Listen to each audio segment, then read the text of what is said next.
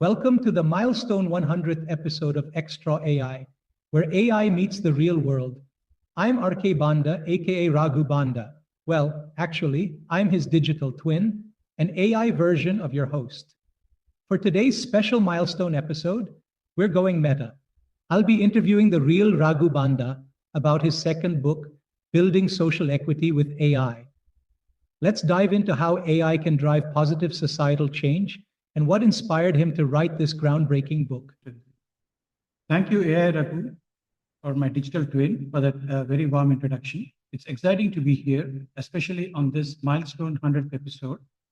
Today's discussion is very close to my heart as we'll be diving into my second book, Building Social Equity with AI. As you know, in this book, I'll be discussing a bit more about it, but in this book, I explored how AI can serve as a catalyst for fairness, transparency, and accountability in the society. It's not just about the technology, but about ensuring that AI, paired with other innovations like blockchain, is used to foster real positive change. And of course, looking forward to this conversation and sharing the journey behind this.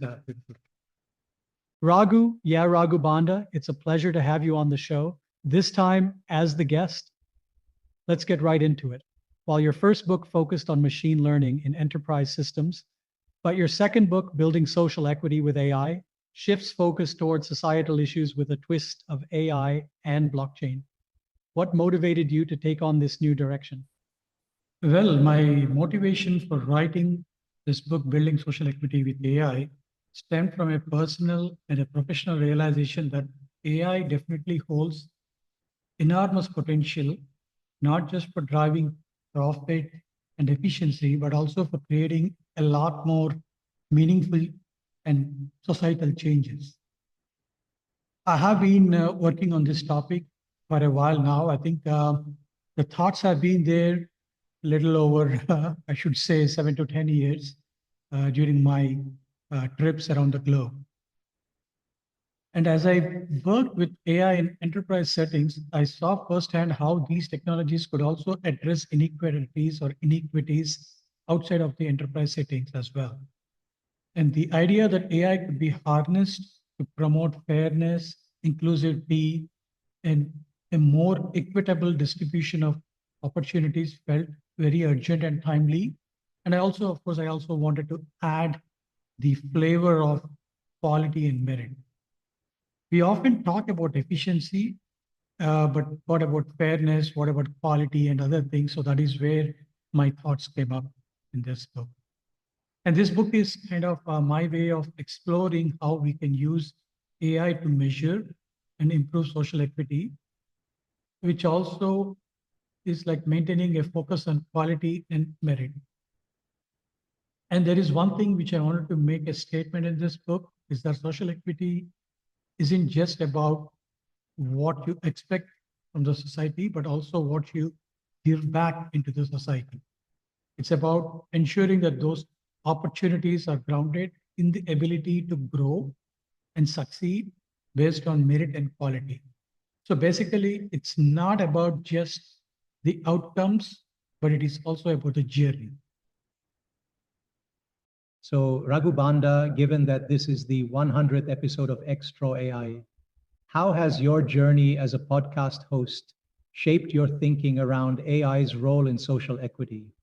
I know you talk a lot with guests across the spectrum from the AI world, and hence asking this question if there is an impact while writing this book from your podcast. So, this is a very interesting question, right? Like, how has my journey as a podcast host shaped in thinking around AI's role in social equity and kind of fastening the way or the process in writing this book? So, hosting this podcast as well, I think hosting the Extra AI podcast series has given me the opportunity, obviously, to speak with some of the brightest minds in AI and also the related fields and how AI is applied there. What I have learned is that while technology can be transformative, its benefits aren't always distributed evenly. And this I have learned not only during my experiences traveling around the globe, but also, of course, during these podcast conversations.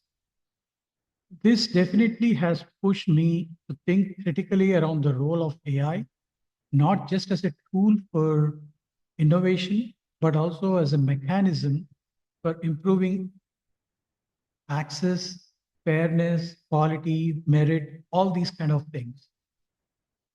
And many of the experts that I've interviewed highlight the need to balance this incredible power of AI and also the ethical considerations, whether it is with the business world or whether it is with the consumer world, and so on and so forth.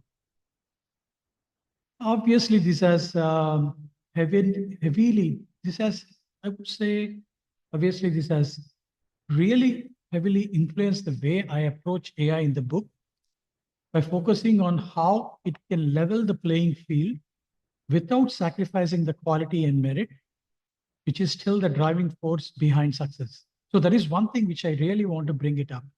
It is like we keep talking about social equity, we keep talking about equality and equity around the book, but I also kind of stress the importance of how, while you're kind of recognizing the diversity and inclusivity, other aspects, do not want you to miss on the fact of quality and merit, because that is how your success can be measured.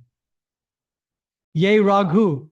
The idea of a social equity score, SES, is central to your book.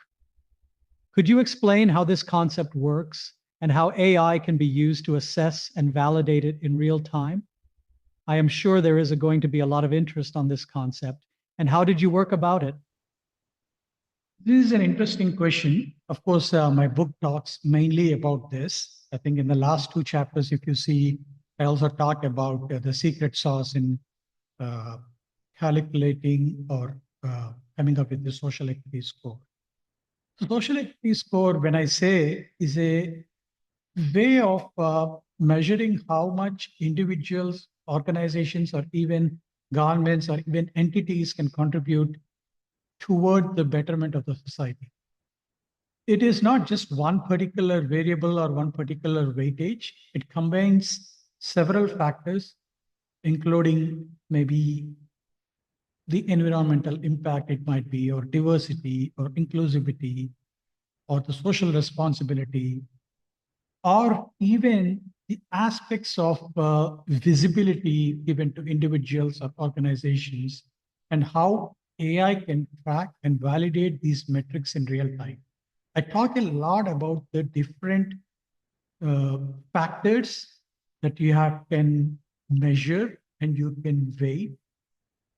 And by integrating AI into the system, we can automate the data collection, the analysis process, ensuring that the score that we calculate is continuously updated based on the actual performance, not just about good intentions. What's important here is that we aren't simply rewarding the effort, but we are also rewarding the impact. Because this is where, while effort and impact should go hand in hand, this is where we are not just going and measuring the outcome, but we are also measuring the journey. We are also providing and measuring the opportunities that are provided. And AI helps to ensure that the outcomes reflect the real measurable improvements, thereby where you can maintain a balance between social equity and the inherent value of quality and merit. For instance, if we take an example, a company might improve its score, a social equity score, by offering affordable housing or improving workplace diversity, but it will also need to show that these initiatives are impactful and sustainable and quality driven. That's what I try to come up with these aspects. Yay, Raghu, can you tell us a bit about the real world examples or case studies you present in the book, such as how AI helps in equitable distribution of resources or decision-making processes? I know you also talk a lot of quality and merit as well, but how does all this fit in together? Aren't these completely tangential? Yeah, so like I am mentioning, earlier, I have this thoughts. I think I have seen a lot of things in real time, and I have put forward a lot of these real time examples. And maybe I've also researched quite a bit on the case studies. So, if I want to bring up one particular or one such case study, maybe looking at an inclusive education initiative in a developing country where AI was used to analyze the different disparities in access to education based on the various socio-economic factors. So that is one thing which I talk about. And here I also talk about how AI helped maybe local governments allocate resources such as the teachers and the materials more equitably across different regions, ensuring that the students who are underprivileged receive the attention they actually need. So here I'm trying to address the aspect of how you can do equitable distribution of the resources that are available, not only just the opportunities. What I found particularly striking is that AI wouldn't just ensure access to these different resources and opportunities, but it also improves the quality of education by identifying where such interventions could make most significant impact in particular regions, or if you can bring in particular people who do not have enough visibility, or organizations who do not have enough visibility, because there is a lot of competition out there. Another such example, which I've also tried to highlight in the book, is about healthcare and where AI can be used to analyze healthcare access, the disparities around healthcare access between urban and rural communities, ensuring that the resources around, whether it is vaccines or other medical help, are distributed based on not just the need, but also availability. No, I think it's the other way around, not just the availability, but also based on the need and also how it can be used for the requirement. Some of these examples will emphasize that how AI can help promote the social equity by ensuring that resources are allocated fairly, but also based on quality and merit, and which kind of brings you to the fact that the right people getting the right help at the right time makes all the things possible. And also, of course, you can also build a beautiful, harmonious society. So, Raghu, you mentioned that AI can reveal hidden patterns of inequality, like biases in lending or hiring or any other real-world issues. How can enterprises use these insights to correct systemic inequities? I mean, how can enterprises use AI specifically to identify and correct systemic inequities? So, in this question about how enterprises use AI to identify this and correct the systemic inequities, I would basically take a very easy example because, of course, you can go into the book and you can find a lot more other things. I talk extensively around different case studies. The typical example is that enterprises can definitely leverage AI to scan their own operations for any hidden biases. For example, you could leverage AI in analyzing the recruitment data to identify the patterns of gender, racial bias in hiring. It's not only about that, but beyond just identifying the problem, AI can also offer actionable insights so that the companies can restructure their recruitment and promotion processes to ensure that everyone involved has a fair chance based on their merit, the quality, and other opportunities that are available. I've given a few examples, but one example that we could talk about is that I mentioned in the book is about how AI can be used to analyze the pay gap that is found between women or minorities or maybe other racial inequalities, where how these are disproportionately underrepresented in the senior roles. Of course, we know about this quite a lot, but I also talk about this. So what happens is that by addressing these gaps, the company, I was explaining in this example, the company wasn't just complying with the diversity standards, but they were also ensuring that quality and merit were also recognized and rewarded across the board. And in this way, AI helps the organization see the gaps in real time and act upon them, creating a more equitable environment without compromising on the standards of quality and performance. And when I talk about the social equity score, I also tie this one to the social equity score. So when you are talking about this and when you are addressing these things, your social equity score also would be bumped up, because based on the calculations that we do and how you have addressed this. So Raghu, as an AI version of you, haha, I have to ask, what are the ethical challenges? In the book, you discuss the ethical risks that come with using AI in sensitive areas like healthcare or education, and many more domains and sectors. What are the safeguards that need to be in place to prevent AI from reinforcing existing biases? So the topic of AI, or the topic of the role of AI in ethics and in promoting social equity and what are the different ethical safeguards that need to be put in place is very important, I think very interesting as well.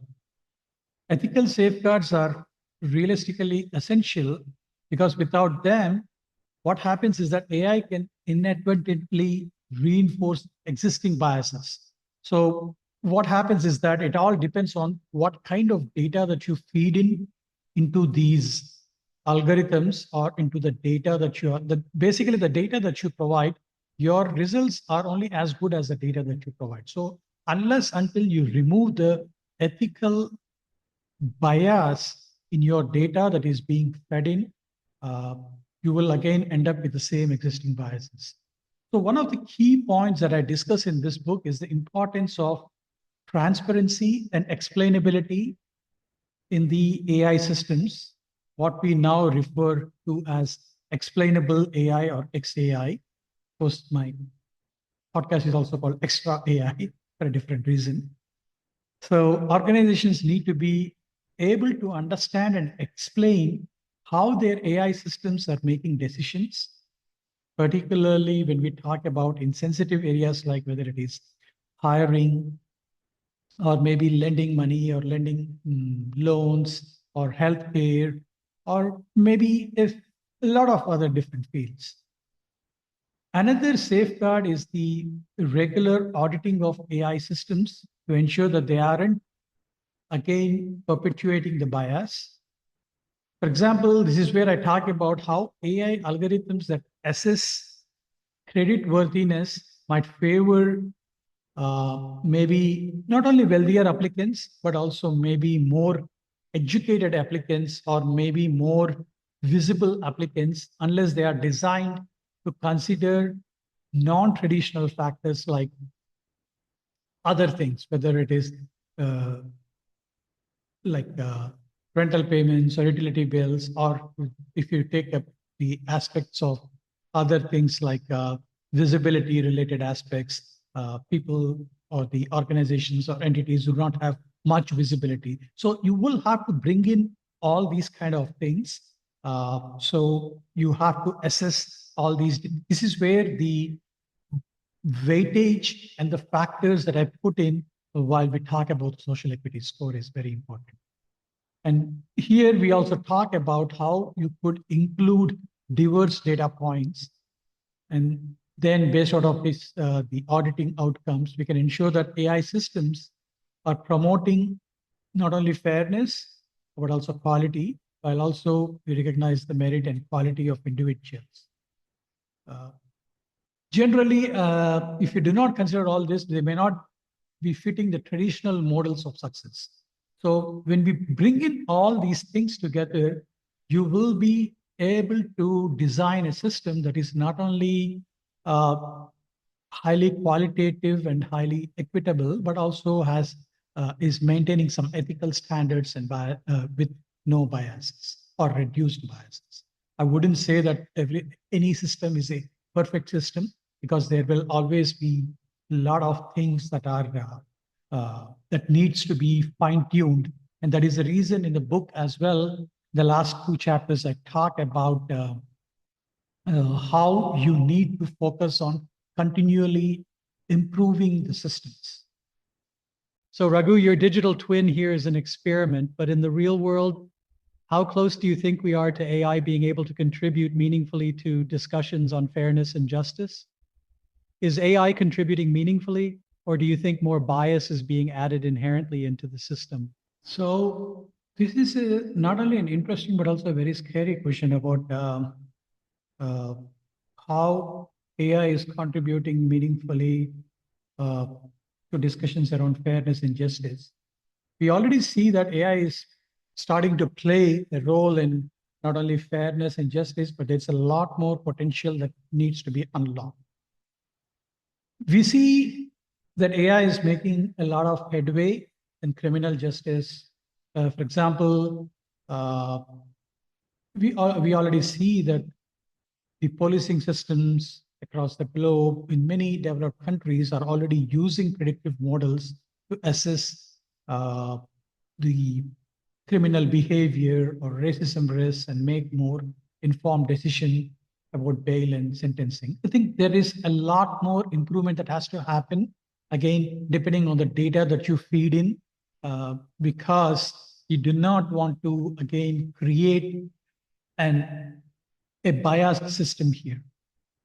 So these systems, while many developed countries are already using these predictive models in criminal justice system, of course, these systems must be designed or continuously upgraded or updated carefully to avoid any perpetuating racial or socioeconomic biases or even visibility biases. Keep talking about visibility biases because this is where there are people or organizations who do not have the much needed visibility because they do not have the opportunities, so on and so forth.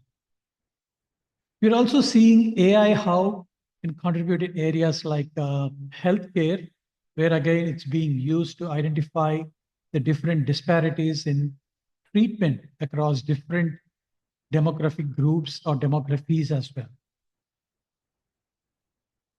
For AI to meaningfully contribute to these discussions, it has to be built and governed by the ethical frameworks, I think, which we talked about in the earlier question, that prioritize fairness without losing sight of the quality and merit. In other words, I think what I would like to say is AI can't just be a tool for equalizing opportunities. It also needs to ensure that opportunities are fair and based on individuals' potential and contributions. When I say individuals, it can be in the example as an individual or an entity or an organization. So in that way, you could compete across the different barriers that you might have. Basically, we are trying to say that we are creating equal opportunities in a different way. Raghu. You also talk about the private sector's role in promoting social equity. How do you think companies can balance profit motives with the need to contribute positively to society, especially when using AI? Is this even remotely possible, or is this a pipe dream? So to answer this question, how can companies balance the profit motives with societal contributions when using AI? I would first want to talk about how this can be happened by recognizing that promoting equity can lead to better long-term business outcomes. So how do you position this? So basically, you have to showcase that promoting equity is not just for a harmonious society, but you could also position it in such a way that it can also provide, it can also lead to better long-term business outcomes. For example, I talk a few examples or case studies in the book. Uh, Maybe I think you can take a company that invests in diverse talent and inclusive practices. Maybe you could see that it is likely to see uh, increased innovation and employee retention. So here, what can happen is that AI can help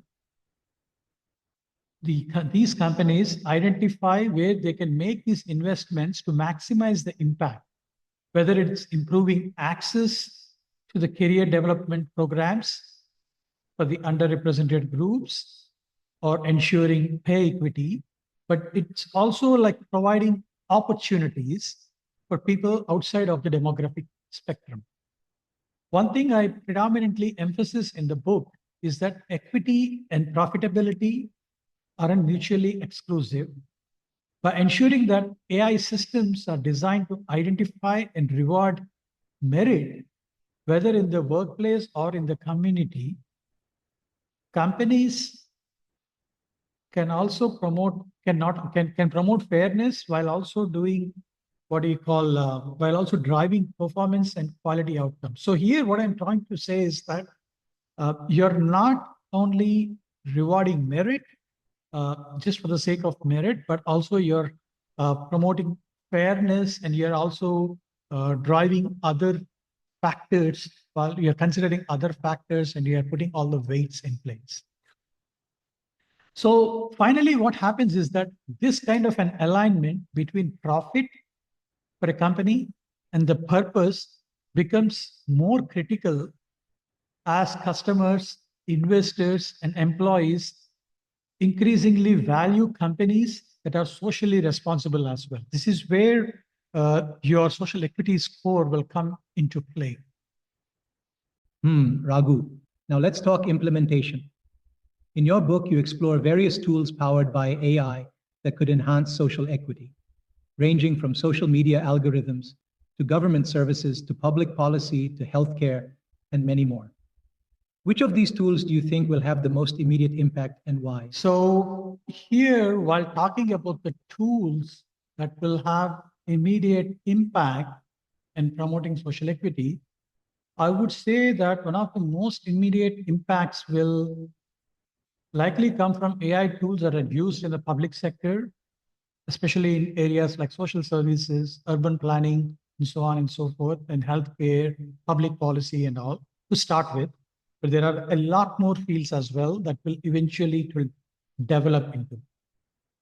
For example, we can see AI is already being used by some cities to analyze the traffic patterns and public transportation needs, ensuring that the underserved communities have better access to jobs and services. So I know this is not has been completely implemented, but at least things have been starting to work or being put in the right sectors in some developed countries. Another important area that I would see is personalized education. This is where I think education is one sector and one field. See, there is always this saying, right? I think how can you balance or create more harmony in the world? It is by imparting education across the globe. So here, I would see AI has great benefits, can be greatly beneficial in creating this personalized education, where you can see AI-driven e-learning platforms can customize learning experiences, whether it is for students, especially maybe those in disadvantaged areas, or consultants, or maybe people who are in areas that they do not have access to all the information. By having these tools, you are not only providing just access, but also the quality of the education that is needed for the students to compete increases based on their merit. So basically, you're giving all the required ammunition and the tools so that the overall quality and the merit of the education system itself will be improved. AI in this way can also drive equity, and this other thing is that AI can also drive equity in healthcare by predicting which populations are most at risk for certain diseases and ensuring that medical interventions are targeted effectively so that they can be handled.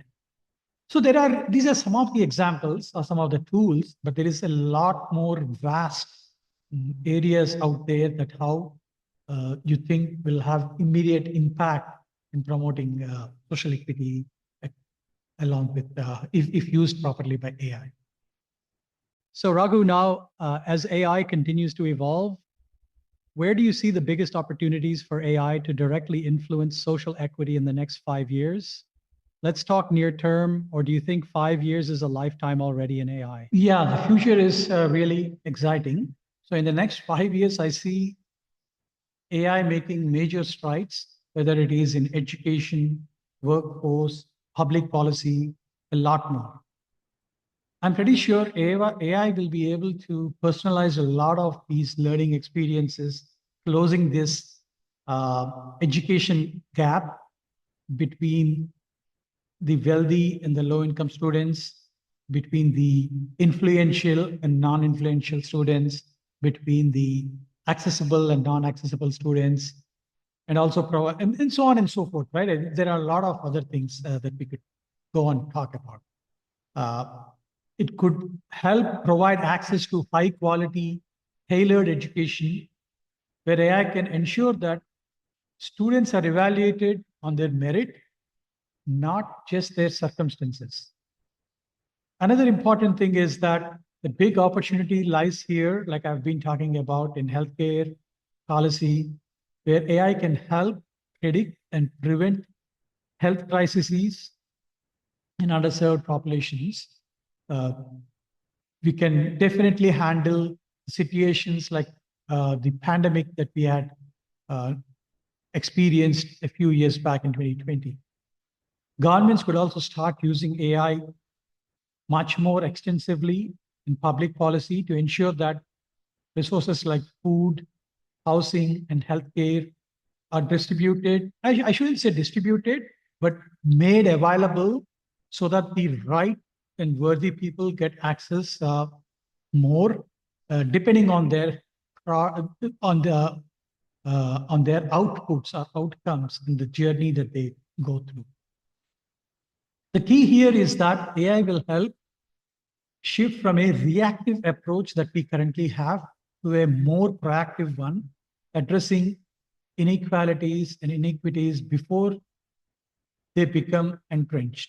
And I'm pretty sure we have a lot more nice use cases to solve, to really attain, rather than the dystopian outcomes that people talk about. So obviously, I'm one of these kind where I think we can hope for a utopian future than a dystopian future.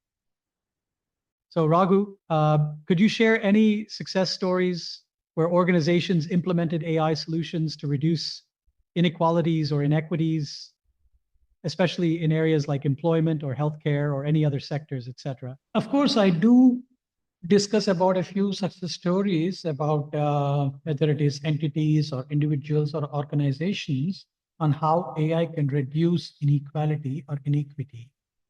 One such story or one such example would be basically this is a easy picking example that I would always go back to understand. We might think that it is an easy picking example, but this is the one which is at the core of the problem, right? Like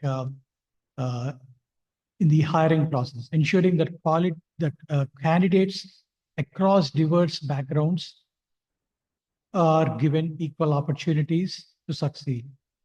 So by analyzing the recruitment funnel, AI was, in this particular example I talk about, AI was able to detect where biases were occurring, whether in the job description, the interview process, or even in the performance evaluations.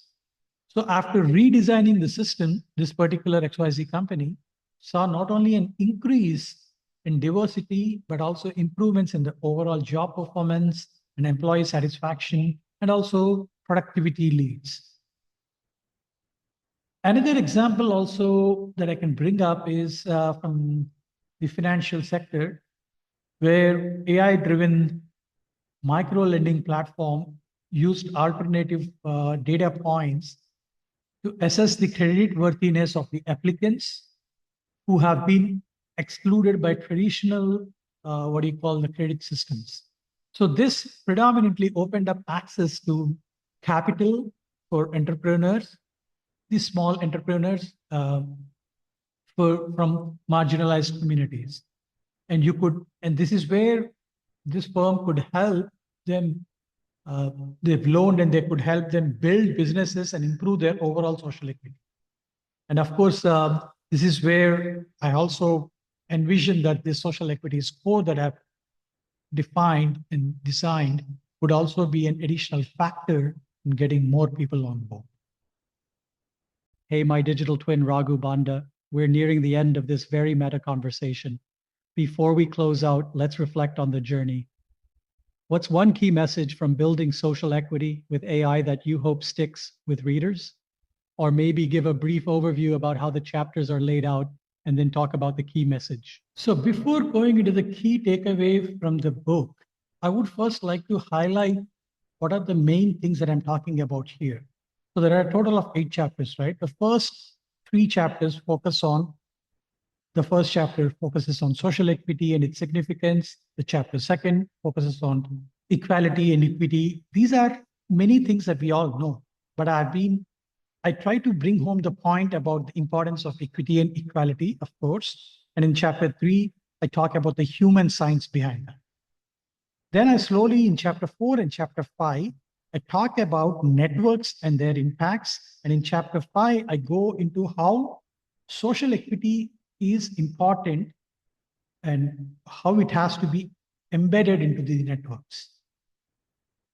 Chapter 6 is one which will glue these earlier chapters into the next chapter 7, where I talk about the secret sauce. So chapter 6 is the one which I've been talking about, the social equity score, and which is where I talk about the metrics in the measurement for social equity. And then I go into chapter 7, talking about the secret sauce of how AI is being used here. And of course, in all the chapters, I also give a background about how AI is being used, as well as blockchain as well. Finally, in chapter 8, they talk about the way ahead, and also I give a link to what I have been developing as my hobby project. So you could also look into that. So now, finally, if I come to the key takeaway, one thing which I did not mention is that I also briefly talk about the importance of blockchain in conjunction with AI. And when used together, how it can revolutionize the approach towards social equity. AI provides the tools to analyze and solve systemic inequalities, while blockchain ensures that the processes and outcomes are transparent, fair, and accountable. So the key takeaway here is that together, when we use these technologies and help create systems where we also give importance to merit and quality, which are rewarded, promises made by organizations, governments, entities, individuals are really visible, accountable, and verifiable. It's not enough to just say that we are promoting equity, but we need to be able to prove it. And that's what additionally blockchain would also offer. I hope the key message the readers would take away the understanding that these technologies are not just about efficiency, but they are also about building trust and fairness into the very fabric of our society. You might see that some of these points I bring home quite a bit, and there might be a bit of a repetition, but that is intended. So Raghu Banda, you've now written 2 books on AI and hosted 100 podcast episodes. Looking ahead, what role do you think AI will play in shaping a fairer, more inclusive society in the next decade? Any thoughts? Okay, so finally, what role will AI play in shaping a fairer society over the next decade? I know we talked about the next 5 years, but the next decade, it's going to be really exciting. I'm hoping for I'm a optimistic guy. I'm hoping for a utopian future, not a dystopian future. So in the utopian future, in the next decade, I'm pretty sure AI will play a transformative role in building more equitable societies. But here, blockchain would also come into play, will be the key to ensuring that AI driven decisions that we are talking about are trusted and transparent. AI and blockchain can also help governments and organizations allocate resources, optimize public services, and identify inequities, while blockchain will ensure that these actions are recorded and accessible, creating a system of accountability or a system of record kind of a thing. Together, AI and blockchain, I'm sure, will help us move from reactive measures that we are currently implementing to more proactive, trust-based systems that promote not only fairness, but also reward merit and ensure that every action taken is visible and accountable to all. This is how we build not just a fairer society, but one that is also trustworthy and sustainable in the long run. Thank you all, the audience, for not only listening into this podcast, but if you also buy the book and read the book, feel free to provide some feedback. Hey, thank you, real Raghu Banda, for sharing your insights and for writing Building Social Equity with AI. It's been a pleasure to talk about the potential of AI to create a fairer world. Thank you to everyone who tuned into this milestone episode of Extra AI. Don't forget to grab a copy of the book and stay tuned for more fascinating discussions in the episodes to come. I would like to thank you as not only the author, but also the podcast host, Raghu Banda, for supporting me in my journey all through. And I hope you're finding these podcast episodes not only helpful, but also useful. And feel free to provide any feedback. And of course, the book is also helpful for you guys. And if you have any questions, please feel free to reach out to me on my LinkedIn profile, Raghu Banda, or on my other social media channels like Twitter, X, or Threads, rkbanda. Obviously, I'll also be linking in this podcast and also the excerpts of this conversation on the website extraai.com, xtrawai.com, where you can find humongous amount of other interesting episodes and conversations. As always, we'll come back season 11 with many more interesting conversations. So stay tuned for many more interesting conversations. I thank you all for dialing in or tuning in from wherever you are and listening into these podcasts. Happy predicting the future with AI technologies. Thank you and bye-bye now. This is your host, Raghu Banda, signing.